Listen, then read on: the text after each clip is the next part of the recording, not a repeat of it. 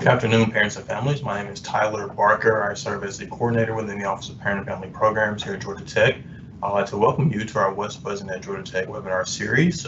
Today, we are talking about going global at Georgia Tech and what that looks like in terms of international education and things of that sort, and also different programs and resources and how your student can be supported. Today, we are joined by two colleagues, and I'll let them introduce themselves shortly. From the Office of International Education. And so if you give me one moment, we'll transition to the PowerPoint. I would like to say that if you have any questions or comments, please feel free to utilize the Q&A chat box. Once again, if you have any questions or comments throughout the presentation, please feel free to utilize the Q&A chat box. We will get to those questions after the presentation, and that way we can better assist you all. So without further ado, if Ashley could pull up the PowerPoint for us, I will switch it over.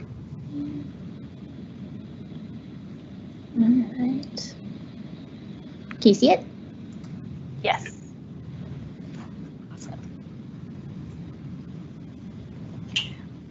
All right, thank you for that introduction, Tyler. As Tyler mentioned, we're going to talk to you a little bit about today about how to go global with Georgia Tech, and we like to call it a very techie tradition.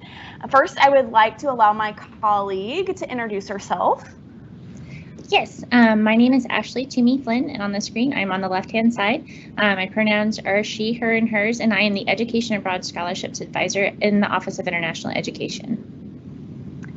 Thanks, Ashley. And my name is Cassy McInnis. My pronouns are she and her. I'm on the right-hand side of the screen, and I am the Education Abroad Advisor for exchanges in Europe and Latin America. So this is a quick roadmap or overview of what we'll be talking to you about today. So we'll be chatting with you about study abroad and some myths that go along with that we've heard from both students and parents. Other opportunities such as global research and internship programs, international plan, on-campus internationalization, and how to keep up with OIE. First things first, we do like to get a few house cleaning details out of the way. There are eligibility requirements for all of our programs. Generally speaking, the ones that are listed here are true for all Georgia Tech education abroad programs. So just a quick overview, students must be at least 18 years old to participate in study abroad programs, and they must have been a full-time degree seeking student for at least 2 semesters at Georgia Tech. So for any parents in the audience who may have first-year students that have started this fall, even if that is in a remote fashion, their first eligible semester is typically the summer after their first year. Students must also be in good academic and disciplinary standing, and a lot of programs have GPA requirements. I work with exchanges, for example, and that general requirement is a 3.0 or above, but other programs such as faculty-led may have different, and we'll go over the differences between those programs in a moment. Awesome. So the first myth that we hear from students and sometimes from parents as well is that students can't earn credit for their Georgia Tech degree. In reality, all Georgia Tech undergraduates can earn credit that counts towards their Georgia Tech degree. This is including major, core, and elective credit, and that includes all of our 36 undergraduate majors. I think we added building construction as a major this year. So we'll show you how to look at that credit in a little bit and everything, or look at what majors are able to study abroad on which programs, so we can answer those questions a little bit better. We want to kind of go over in general what you can do as a study whenever you're studying abroad. So when students study abroad, they're going to earn in-residence academic credit, and that in-residence portion is really important because as students get older in their academic career, they're eventually going to hear about something called the 36-hour rule. And the 36-hour rule says that the Georgia Tech students must take their last 36 hours as in-residence credit. So whenever a student studies abroad, they're earning in residence credit if they're going on one of Georgia Tech's programs. So once they're eligible to study abroad, they're able to study abroad all the way through their last semester at Georgia Tech. Now, we don't recommend waiting until your last semester to go abroad, just simply because it's a little bit more complicated logistically.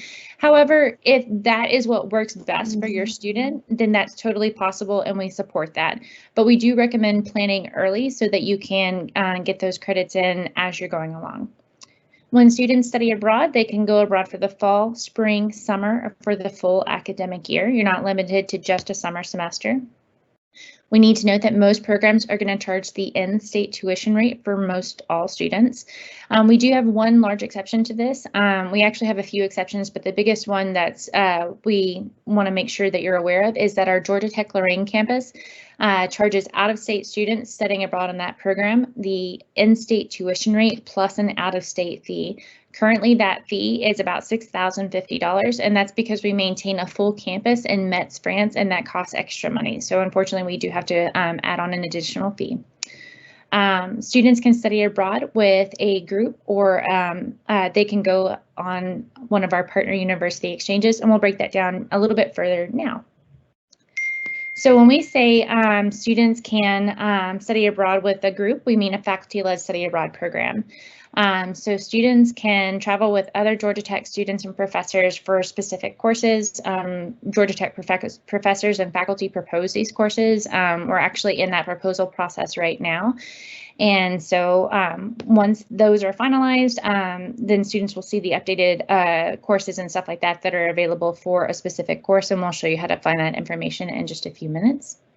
There's GT coursework available in a variety of different majors.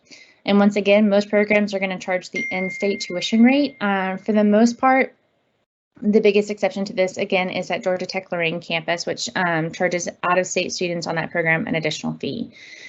This year is different, as you all know. I apologize, I keep getting texts.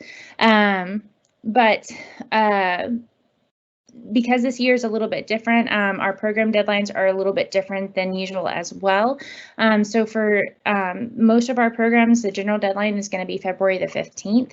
We are cautiously preparing for summer 2021 study abroad, but we are providing backup plans. We have a backup plan A, B, and C, or sometimes D and E as well.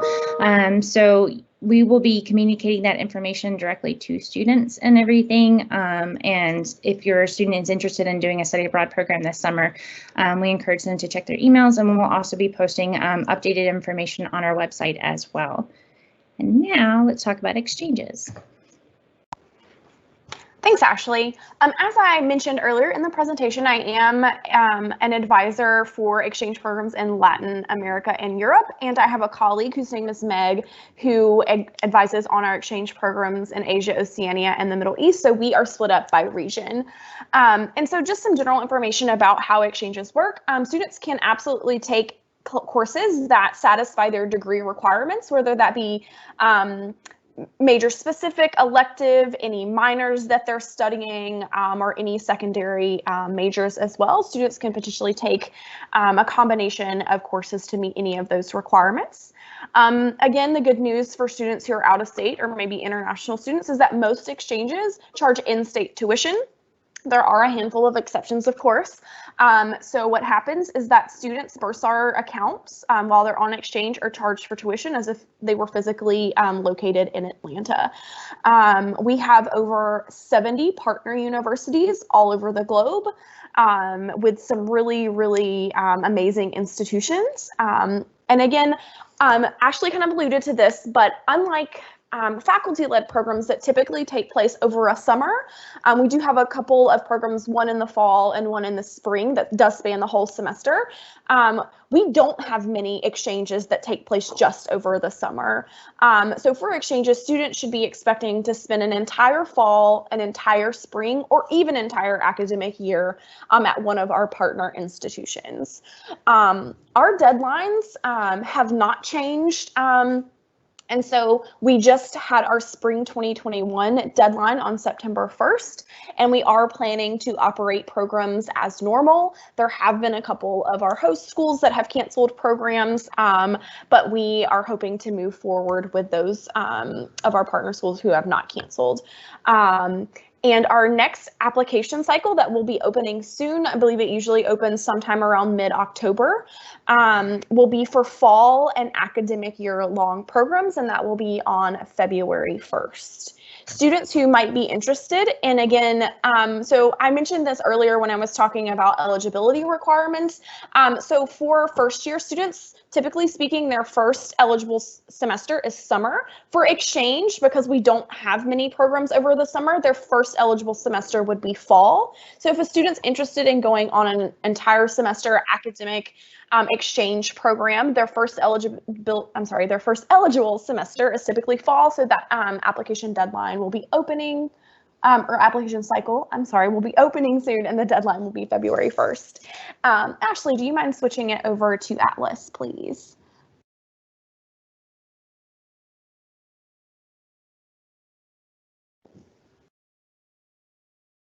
All right, perfect. So Ashlee is going to walk with me really quickly through our advanced search function. So I like to show this to parents and students in our initial information sessions to show students and parents how to view the programs. Ashlee, I can't see. Yeah, there we go. So if you click on programs, once you get to atlas.gatech.edu, and you'll see this screen. So I like to show again the advanced search function, which is here. So if you click that, this particular function will allow students and parents alike to set certain parameters. So if you scroll through, you see that you can select anything from a country or a more broader region to, if you scroll down, academic disciplines. So that's what we use for exchange to show students how to search for programs that offer classes in their major. And then let's see, I have programs in Europe, and a lot of those programs have language proficiency requirements, for example. So if a student is wanting to go study mechanical engineering in Germany, they often have to have German proficiency. So language instruction can be important for those types of programs. And then again, under here, program type. As we've mentioned, we have faculty-led programs, university exchange, and we also have our our international campuses in at Lorraine and Shenzhen. Let's see. If you scroll down to open to majors, this is something that is a new search function that is not used as much for exchange, but is used for faculty-led programs. Some faculty-led programs are major specific, whereas others may be open to all majors or specific majors, and that's where students can filter down using that information. So of course, there are advisors available to help students walk through this, and we are currently doing all of our appointments virtually. So please encourage your student to reach out to us, and we'll be happy to walk them kind of step by step through this process so that they have a better understanding of how to search for programs that will work for them. All right, so that is it for Atlas at this point. Ashlee will give you a bit more information later. So I'm going to move on to myth number 2, which Ashlee kind of already answered for us, but we hear this so often. And so students think because of this 36-hour rule, which again states that I must, take the last 36 credit hours in residence. Again, while students are on Georgia Tech programs, they earn Georgia Tech in residence credits. So the good news is the 36-hour rule does not apply. So specifically for exchanges, I send students in the last 36 hours all the time, but the further along students get, of course, the fewer courses they have to choose from. So it does take planning and that kind of thing, which leads me on to my next Myth number 3 is that students often think that if they go on a study abroad program, they won't graduate on time. So just like planning for your last 36 hours, you also want to plan for any time you want to go on any of our study abroad programs. So study abroad does not have to delay to graduation if students plan ahead. We actually do a lot of GT 1000, which is the first year seminar course at Georgia Tech. And we often get invited to classrooms for presentations when they're doing one of their requirements, which is a degree map. So we often encourage students from their first semester to consider what semester they may want to study abroad, and that allows them to visually see what courses they will be taking which semester, and that helps them determine what programs may fit based on the courses that are offered, for example. All right, and I think we're ready for myth number 4. All right, so hopefully you can hear me. I muted myself because I felt like I was making noise. But myth number 4 is probably the myth that I work with the most as the Education Abroad Scholarships Advisor, and I think is very pertinent in this time of COVID-19 where finances are even more strained. But the first thing that we'll address is I can't afford it, but most of our programs, we're happy to report, are quite affordable. Over half of the GT programs cost the same or less than a semester of study at the Georgia Tech Atlanta campus for an in-state student. So that cost is about $15,840. So like if you can afford to be at Georgia Tech, or if your student can afford to be at Georgia Tech, then typically there are programs that they can participate in that would cost the same or less than that amount. Other kind of considerations to take into account are that out-of-state students are going to pay that in-state tuition rate. Cassy mentioned it earlier, but our international students also pay that in-state tuition rate amount. And once again, the biggest exception to that is our Georgia Tech Lorraine campus, which charges out-of-state students on that program the in-state tuition rate plus that $6,050 out-of-state fee. We're also happy to report that financial aid is going to travel with students whenever they study abroad. So this includes scholarships, grants, and loans. And these are scholarships like Hope and Zell Miller if you're an in-state student. It also includes the Stamps Presidential Scholarships. They have an enrichment fund that they can use. Tech Promise students can also study abroad if they go during a fall or spring semester. They're not able to take the funding over the summer, but they can during the fall or spring or for the academic year. And then there are things like student loans, which are not always the most fun way to go abroad, but they are able to go with students whenever they go abroad. And other things like grants, like the Pell Grant, will also travel with students whenever they go abroad. There are also outside study abroad scholarships available, and that's actually my next slide, so I'm going to switch over. So we have our OIE administered scholarships. We administer about 9 different scholarships within our office. These are competitive scholarships with the primary factor kind of being financial need. We do encourage all students to apply as we've changed our application slightly so that we can consider other parameters.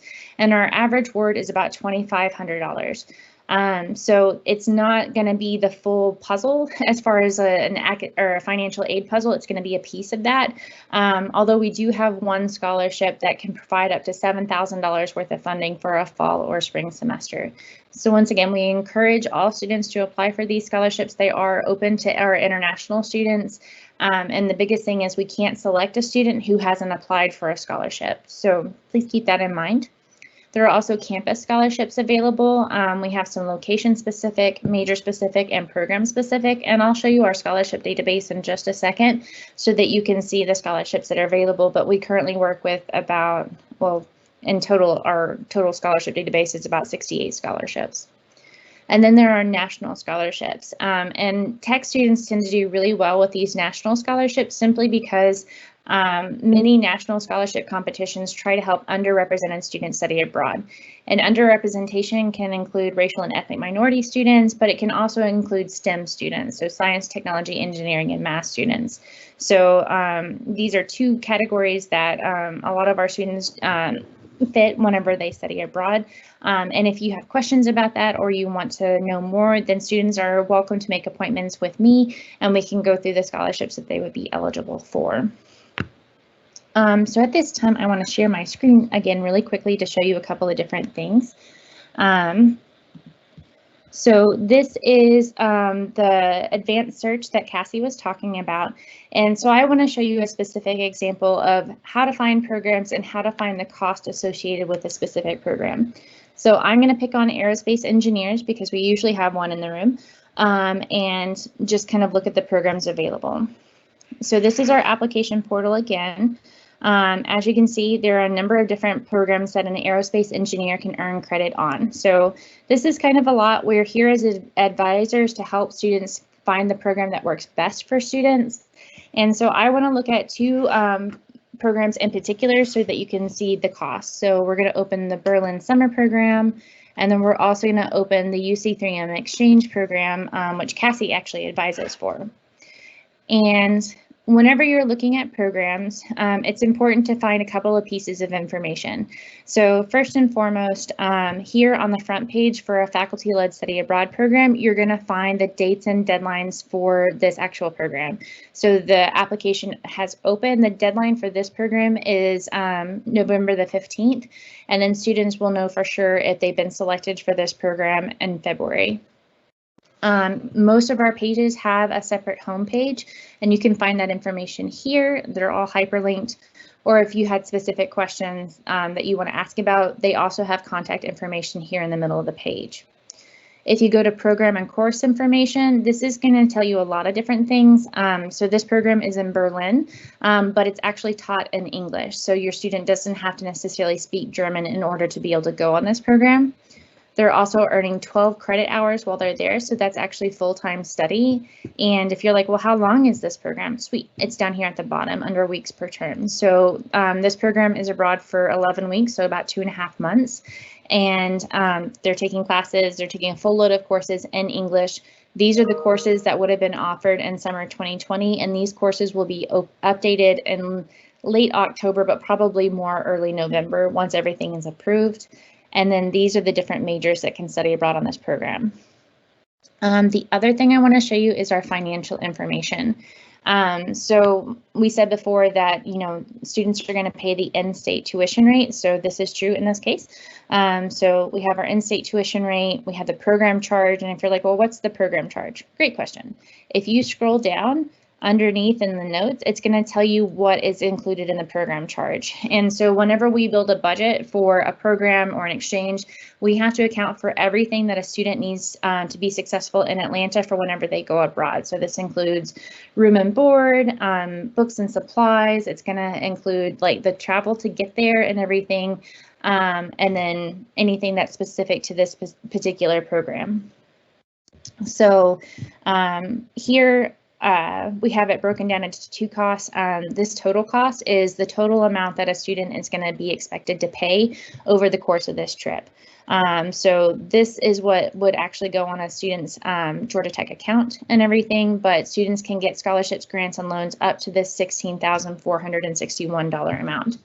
And if you remember, I said that it costs about $15,840 for an in-state student at Georgia Tech to be successful. Or that's what the normal cost is. So for, what is that, $800 more over the summer, a student can go get a full course load of credit while they're abroad and everything. And so this can actually help them to get ahead in their academic career. Scholarships, grants, and loans will apply to this. So if you're an in-state student, Hope and Zell Miller are going to apply to the tuition cost here. And then anything else, any other scholarships, grants, or loans will go to offset this $16,461 amount. I know that everything is uncertain right now because of COVID-19. So our faculty-led programs, if you want to find their cancellation information, you just scroll down and the information is listed here. If you have specific questions about the cancellation policy, then I recommend contacting the email that's listed on this overview page here. And we can share this information as well. We also have exchange programs, which are the programs that Cassy advises for, and these are great. They're really cost-effective ways of being able to go abroad. And so whenever students look at this page, there are a number of things that y'all will want to look for. So once again, on the front page, it's going to have the dates and the deadlines that are out here. And I also want to make sure and point out that because we partner with different exchanges across the world, they sometimes have slightly different academic calendars that don't match the Georgia Tech calendar. And so it will tell you the semesters that each program runs up here. So our program in Spain models or, quite closely matches the Georgia Tech calendar. Under information sheet, it's going to provide you a lot of the same information that you saw on the last program. So this is for undergraduates. You're getting 12 credit hours. And even though this program is in Spain, or this exchange is in Spain, it's going to be taught in English.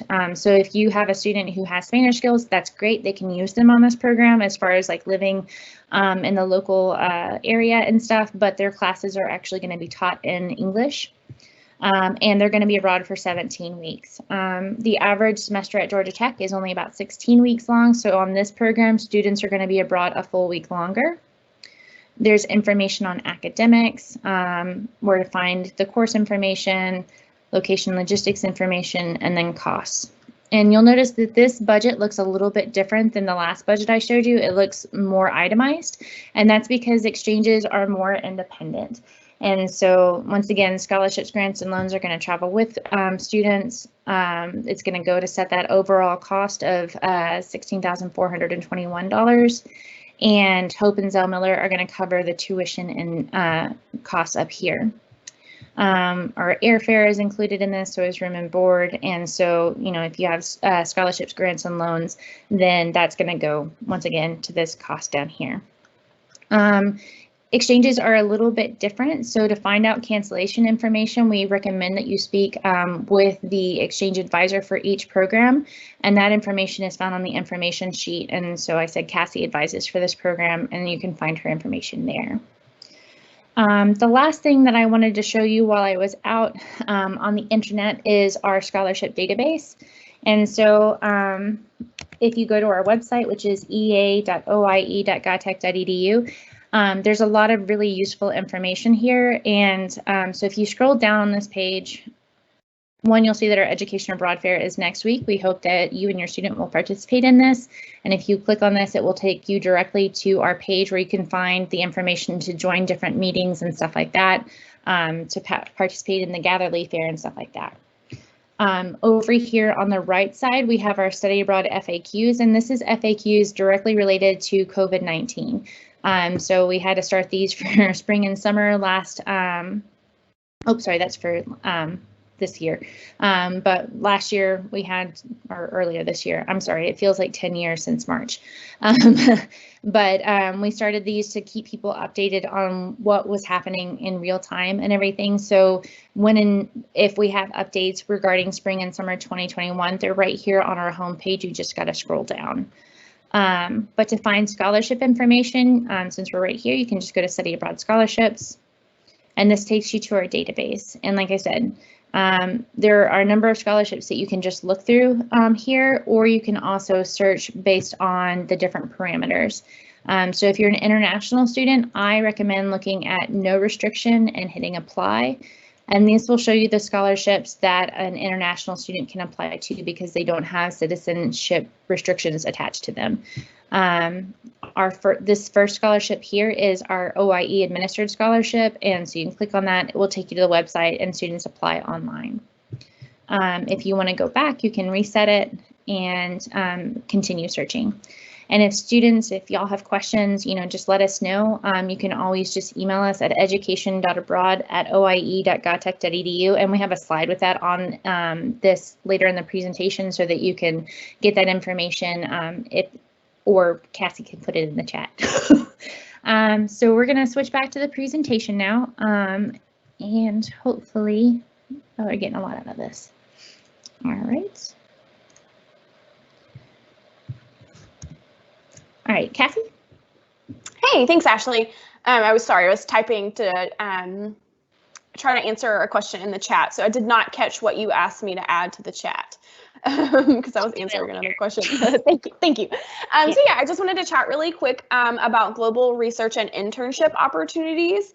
So this is a really, really great opportunity for students to gain industry or research as well as other types of experience, in a global setting. So a lot of our students take advantage of this opportunity during their third, fourth, or beyond years. It could happen earlier than the third year, but this is typically where we've seen students to be most successful in their search for a global internship. It just so happens, I don't advise on these particular programs. However, I do advise students who go on exchange to Germany. And a lot of students who go on exchange to Germany will do 1 semester of academic studies and then follow the following semester with a global internship, whether that be in a lab at the university that they studied in the semester before, or at one of the really, prestigious and well-known industries that exist in Germany. Our GIP staff is comprised of 2 advisors, I should say, Samantha and Hannah, and they are divided based on major. And so if students are interested in seeking a global internship, they should definitely reach out to Hannah and Sam to discuss how to get that process started, to discuss resources that are available, things like that. There's also a database on the OAE website of past internship placements. So that will give students and parents alike a good idea of what Georgia Tech students have done in the past and where they can start their search for internships. They're not limited to that by any means, but it is a great way to at least see something that will demonstrate where students have gone to do global internships. Also, good news for our student is the majority of these internships are paid, and they do pay the equivalent to the cost of living of the host city. And it does work well with the co-op program, study abroad, and international plan. And there are other ways to go global during students' time at Georgia Tech. There are spring break programs, there are ways to volunteer and do other research, attend international conferences, things like that. And so we just ask that students register with our travel registry anytime they do any of these programs. They're not directly affiliated with OIE, so that we can ensure that they have the appropriate insurance and help them out, of course, in any case of emergency. Awesome. So now we have the international plan, and the international plan is one of my favorite things about Georgia Tech, and it's basically an honors program for study abroad. And what I mean by that is that this is a degree designator. It goes on a student's transcript, and it also goes on their diploma. And with like any program, they have they have requirements that students must fulfill in order to get this degree designator. And so those requirements are that students must take 3 globally focused courses and a senior capstone course as part of their major. So we have currently 27 participating majors. And when we say 3 globally focused courses, these are typically courses that are part of their general requirements, but have an international component added to it. So if, for example, a student might be required to take economics, they could take global economics as instead, and that would satisfy part of this requirement. Also, most majors at Georgia Tech have a capstone portion of their degree, and so with an international plan focus, they would add they would add an international component to that senior capstone project or course or whatever that looks like. Students will spend at least 26 weeks abroad studying or interning abroad. So everything that we've talked about so far, from faculty-led study abroad programs to exchange programs to global research and internship placements, can all satisfy this requirement. So Cassy mentioned earlier that students on her program can study for an academic semester in the fall in Germany and then spend the spring semester interning in Germany. Well, that would basically take care of that 26-week requirement because they would be abroad for the academic year. But they could do a summer program and an exchange program. They could do a full year of global research and internship placements to satisfy that requirements. There's a whole host of ways of doing this. And we have an advisor on campus who is happy to help students explore ways that they can satisfy this requirement. And then students must also demonstrate proficiency in a foreign language. And we say demonstrate because it's not that they have to start a new language at Georgia Tech. They can if they want to. Students can start a new language in Chinese, Japanese, Russian, Korean, Spanish, French, German, and if they start in their first year, by the time that they get through their second year of language study, then they're proficient enough to go abroad and actually study and do their work in that language. Or they can also just show proficiency that they already have. So if they've been taking Spanish since middle school, then they can test out of it, basically out of that requirement. And as part of this, students will develop intercultural skills and a global perspective of their major, which is really, really important today in our global society, because it's like you gotta, even if you're working in Atlanta, you have to be able to work with people from conceivably all across the globe and communicate in different settings. And we all know sometimes it can be hard to communicate across, just people in our own family. And so developing these intercultural skills can be very, very useful when it comes to that, that professional setting. And I do want to pause really quick and say that we do have many programs for students to be able to study in a local language, so like French, German, or Spanish. But we also offer, the majority of our programs are actually taught in English. So if your student doesn't know an additional language and they don't have enough time to study another language, there are still many options open to them. All right, Cassy? Yeah, so we've told you all about how to go global in the context of students leaving Georgia Tech's campus to go do something in another country. However, there are numerous opportunities to get involved on campus, and those that are facilitated by OIE include, there's a first-year global leadership living learning community in which their goals for the program focus on the UN's 2017 Sustainable Development Goals. It is comprised of 118 first-year students. And so essentially these students are living together, they're taking coursework together. So there is one required course per semester, and students pay normal housing fees plus a $400 fee per semester to participate. And then after the first year, another option is International House, or iHouse as it's called. And this is, again, is a situation in which students are residing together in the same residence hall. And 50% of those students are degree-seeking students at Georgia Tech, and 50% are incoming exchange students. So it's a really great way for students to get involved with the international community right, at their doorstep in their residence hall. So if students are studying another language or have interests in studying abroad or have already studied abroad and coming back, it's a great way, again, to be connected to that language or culture, or to get, make contacts and network, that kind of thing. So again, normal housing fees, and this time just a $200 fee per semester to live in the community. And I already mentioned this, but it is open to Georgia Tech students after their first year.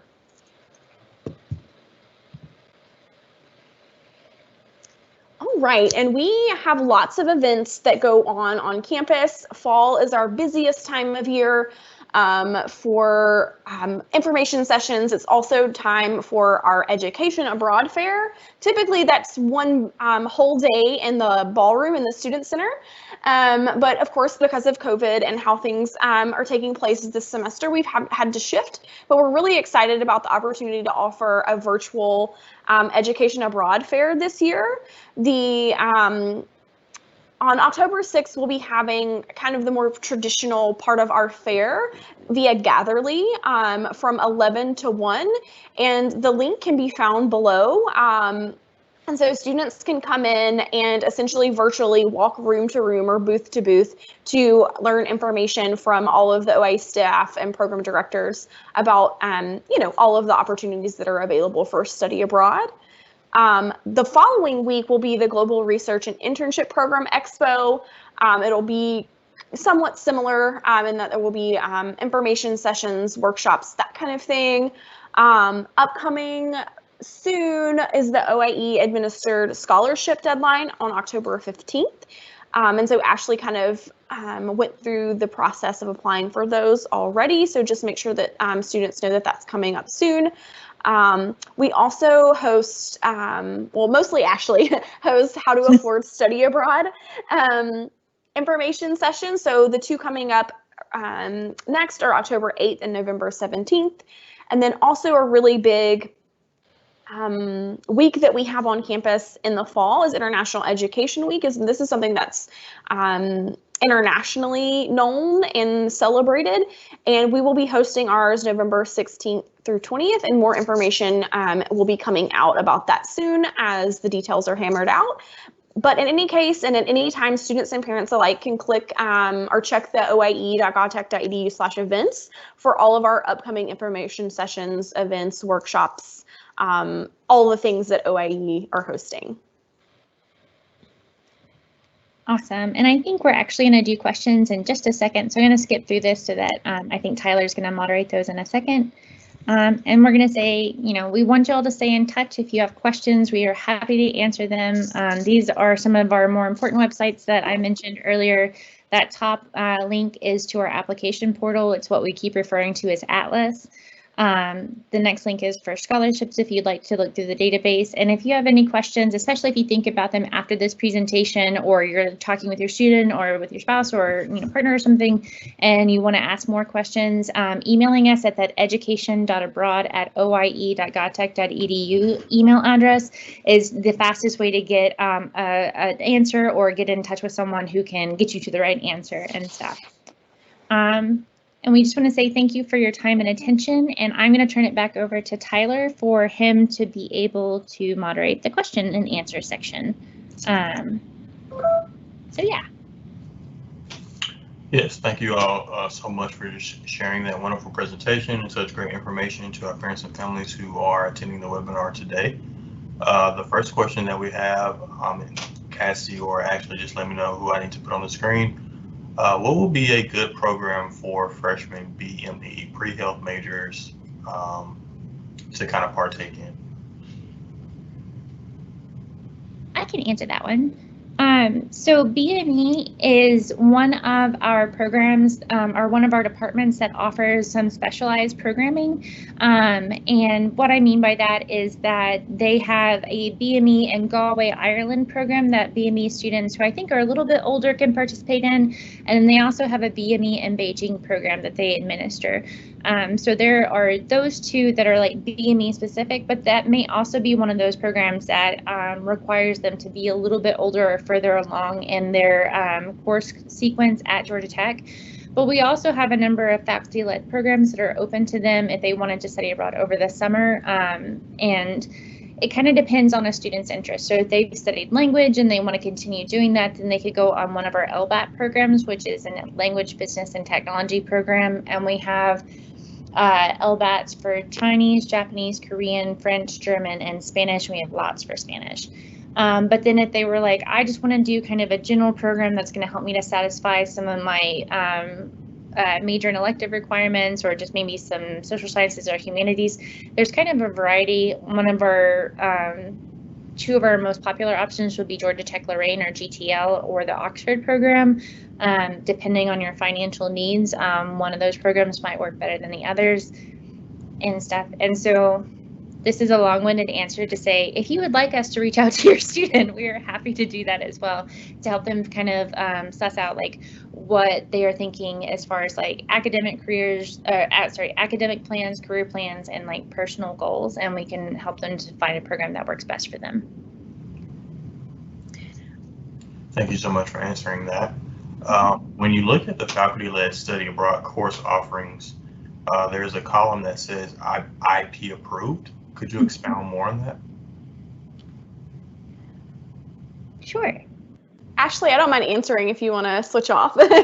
Sure. Yeah, unfortunately, you can't see my face because my camera's not working for me today, but this is Cassy speaking. So if you look at the course offerings, there's a column that says IP approved. So Ashlee talked about IP or international plan, and one of the requirements being that students have to take 3 globally focused courses. It's my understanding that if it says IP approved, then that's a course that's been approved by the IP advisor to count toward those 3 globally focused courses. Great, thank you so much, Cassy, for answering that. You're welcome. Next question is, are there any scholarships that are academic based available? I can answer that. And It kind of depends on how you mean by academically. Like if you're looking at merit-based, we have very, very few of those. Actually, I would say that most of the ones that we administer in our office are going to be based off of a student's financial need. Although we have added a question to our scholarship application so that we can broaden that, and so we don't have to focus just on financial need. We can look at a student's like if they've had any challenges or barriers that they're willing to share, and we have some scholarships that we can select for those students as well. There are campus scholarships available. So like if your student is a civil or environmental engineer, there are some funds specific for them. If you're a business administration major, there are a few scholarships for that. And then finally, if you are an architecture or design student, there are some scholarships for that. And we don't control those, the requirements and preferences for that. So it may be that some of those are more merit-based as opposed to being based more off a financial need. What is the deadline for summer study abroad? Cassy, do you want to take that one? Yeah, and this is the one that I was working on answering when Ashlee mentioned that I should put something in the chat. Sorry about that. But the deadlines do vary for programs. And Ashlee, when she was showing you Atlas, in the bottom of the overview page, there's always the deadline listed there. So you should definitely check there to be sure. But the general deadline is February 15th for many programs. But definitely check the Atlas page to be sure. And just a follow up to that, when is the payment due for summer study abroad next year? Yeah, I'll chime in just really quick and say that, again, it varies by program. And Ashlee, I'll let you add anything else that you think. I would say it varies by program, but I think that this year, because of COVID-19 and we're still waiting to figure out our lives until we know more. I don't think that any of the payment deadlines are due before February the 15th in case something changes. But typically, I think payment deadlines fall in like February and March, or maybe March, April and stuff. And then tuition and fees are due by the tuition and fee deadline for summer 2021. Thank you so much both for sharing that. What would be a good program for a CS first year to do over the summer that is still undecided about the threads?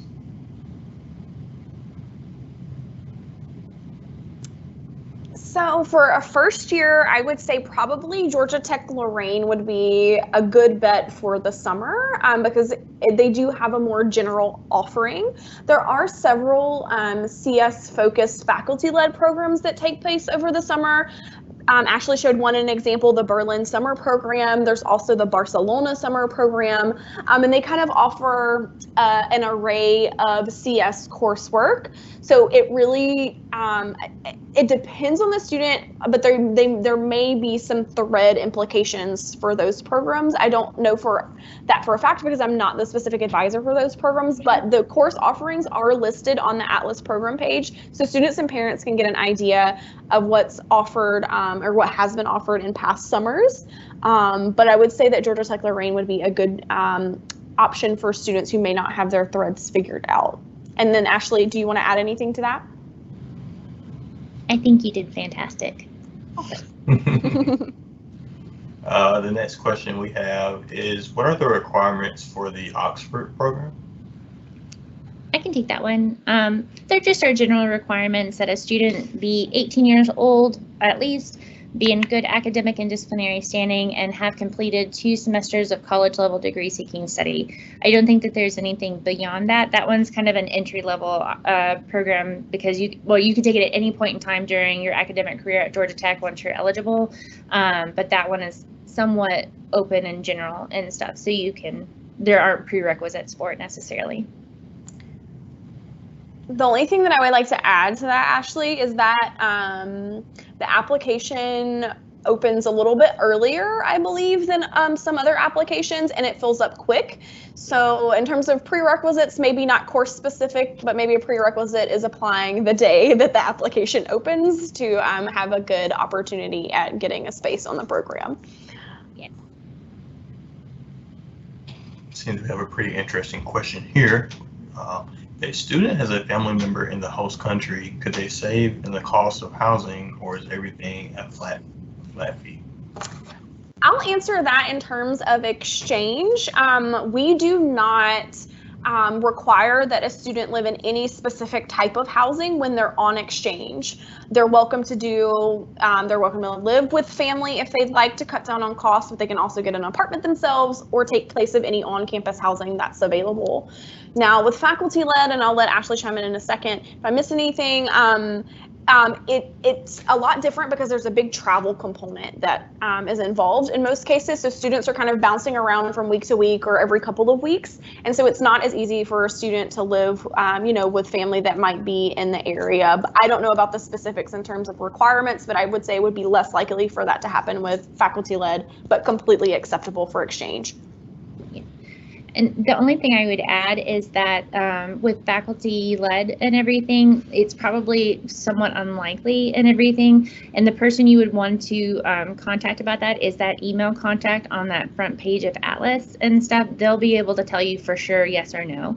And then the only other thought that I had about that was with exchange is sometimes, like, if it's a family member, and Cassy, you definitely correct me if I'm wrong, we don't let students go, like if you're from China and everything and you wanted to go back to China to do an exchange, typically like the only time that we can allow that to happen or that can happen is if a student graduated high school like in the US or from a different place, because we're trying to help those students get exposed to more worldviews. And Cassy, I think I just butchered that, but is that right?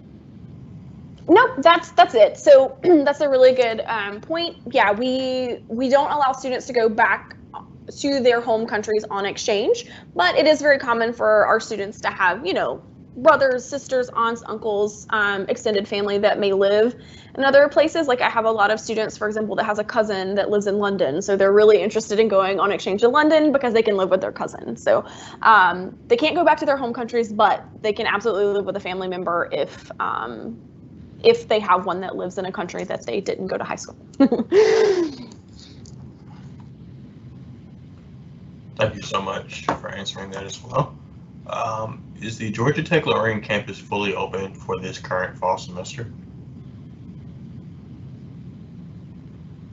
I can take that one. We do have students there right now. I think the director there, Kathy Bass, said that we have 65 students there, and they are open and carefully tracking COVID-19 just as situations change on the European continent and stuff, as a lot of the Georgia Tech Lorraine students do travel quite a bit, and they're making sure to tell students, if there are new restrictions that popped up. We'll use Spain as an example, because I know that was one recently that if students or people traveled to Spain and they had to come back and quarantine for 14 days. So like the director would say, oh, maybe don't go there because we don't want you to miss class for 2 weeks and stuff like that. So our international campuses like GT Shenzhen and GT Lorraine are going to remain open for the foreseeable future.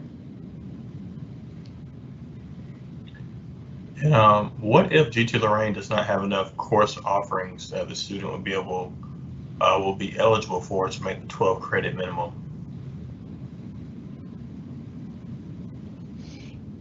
I would say that's not usually the case. Usually there are definitely enough courses that work for students to meet degree requirements, because this is a Georgia Tech course, right?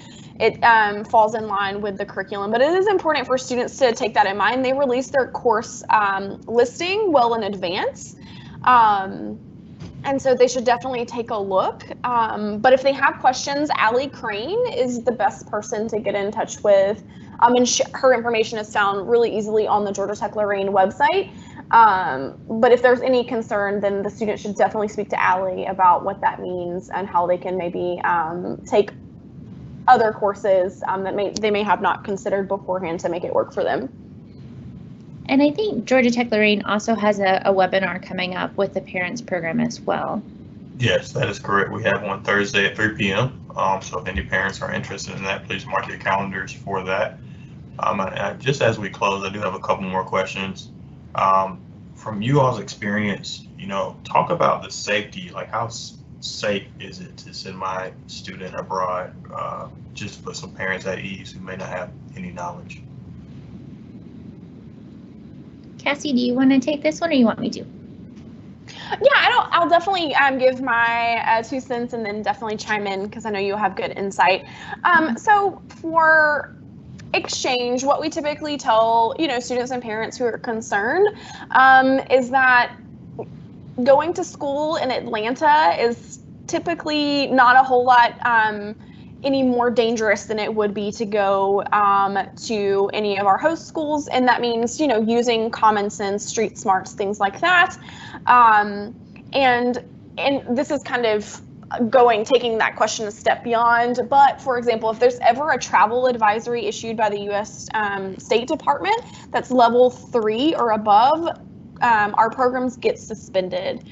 And so that is something that we take seriously, and that could be whether it's due to political unrest or things like a disease outbreak or anything like that. So we're not sending students to places where the U.S. Department of State has deemed that dangerous or inappropriate. But in terms of going and living somewhere else, it's just like using the same knowledge and experience that you've gained, by living somewhere else in a new city such as Atlanta, and what that means.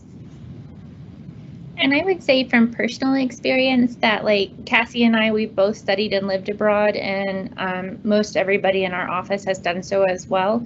And I would say that like some of the more dangerous places that I lived have been in Arkansas and Oklahoma. And so like, maintaining situational awareness, watching and participating in the news, or not participating, but like watching the news and staying up to date. Those are important skills to use whenever students study abroad. I had wonderful experiences in Germany. I felt very safe all the time, traveling at different times, using public transportation and stuff like that. So anecdotally, I can say that I felt very safe whenever I've been abroad. Those are things that I would say.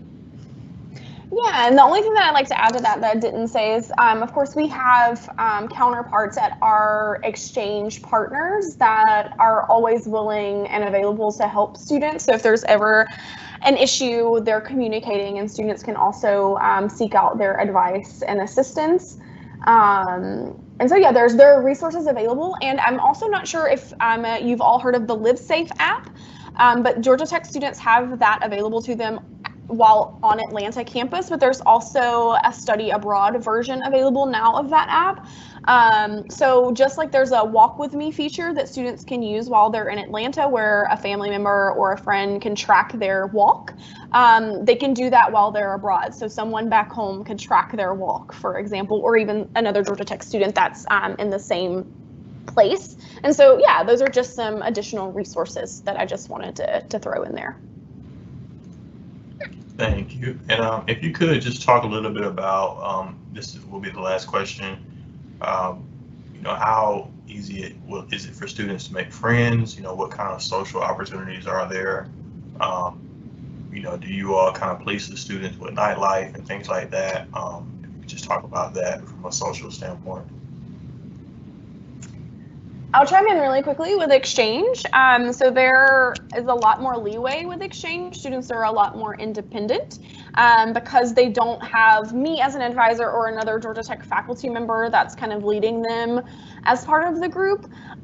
So they have ample opportunity, to take advantage of travel, any on-campus and off-campus extracurriculars that they may be interested in. And yeah, students, in terms of making friends, I think that it's always a little bit more difficult on exchange than faculty-led, because you're not surrounded by 20 or 30 of your Georgia Tech peers. You are going into a classroom with students at that university that are degree seeking, but students who are willing to have conversations, put themselves out there, usually have no issue. But our programs, host schools usually have like a welcome week with all of these different events with opportunities to network, and a lot of them have buddy programs that students can be matched up with a degree seeking student to kind of help them navigate their first few days, few weeks, and carry that friendship on into the semester. Thank you so much. And I think we have one more question from a logistical standpoint. This will be the last one. Lacey, if you could close the questions. Is there a recommended way to monitor what is the situation in other countries as regards to campus openings, or do parents need to research on their own? This will be helpful to evaluate the risk of cancellation. I can say that we also have the statedepartment.gov and everything, where you can look at like a threat level or something like that assessed by the U.S. Government that will show like if there's a big COVID-19 outbreak, if there's anything else, like maybe there's a natural disaster or something like that, that will show those types of things. And your student can also register themselves with the STEP program, also associated with the U.S. Department of State and everything, which would allow, like, if anything happened in country, that the U.S. Embassy in that country would be notified immediately that they need to get in contact with your student and stuff like that. We would also encourage your student to call the Georgia Tech Police and everything, and we will also, that starts a protocol of getting in touch with the dean of student with our office and making sure to follow up with anything. So Cassy, do you have anything you would add to that? The only thing I wanted to add is I think the overarching kind of question is whether or not programs will be happening due to COVID. And I know that for exchange is a little bit trickier. There's been no Georgia Tech decision at this point to cancel spring 2021 exchange programs, but there have been a couple of our partner schools who have decided to cancel their incoming exchange. So it really is a matter of students reaching out to us as advisors to let them know. And then there will be a general date, I believe, that faculty led are hoping to let students know about whether or not programs will run, and if not, what the Ashlee mentioned, like the plan B, C, D, E, F, what will be available to students if their programs do get canceled. So it's ever evolving, constantly changing, but we're doing our best to stay on top of that and communicate that information to our students and parents. Well, Ashlee and Cassy, thank you so much for just taking the time out of your schedule to be with us today. And all the parents and families, definitely some great information and knowledge, and just some really good, cool things about what the OIE office is doing here on campus to support our students. I think going abroad is a great experience. I mean, if you can, kind of squeeze it in your schedule. Absolutely. I think that is something that we truly support here at Georgia Tech. Parents and families, tomorrow, please join us at 12 p.m. We will have a session supporting your first year student and second year for student success at Georgia Tech. We'll be joined by Dr. Stephen Gerardo, who's the Associate Vice President for Undergraduate Education, as well as our Dean of Students, John Stein, Beth Spencer, Director of Undergraduate Academic Advising, and several others. So if you would like to join us tomorrow at 12 p.m., drop in the link in the chat box now. So that way you can join us. So please feel free to join us tomorrow. We're going to be just talking about student success, especially if you have a first or second year. This webinar will be recorded and posted on our website, parents.gatech.edu, under the Stay Connected tab under virtual recordings within the next 24 hours. So please be on the lookout for that in case you missed any information today. Other than that, we hopefully see you tomorrow. Have a great day. Thanks, Tyler. Bye.